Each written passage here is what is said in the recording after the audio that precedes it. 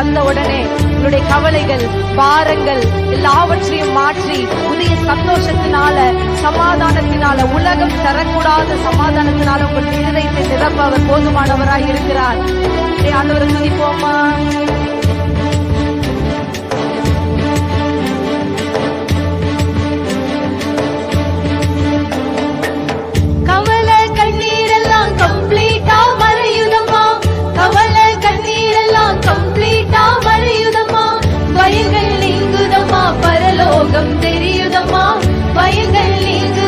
பரலோகம் தெரியுதம்மா. அகிலமாலும் தெய்வம் என் அன்பு இதய தீபம், அகிலமாலும் தெய்வம் என் அன்பு இதய தீபம்.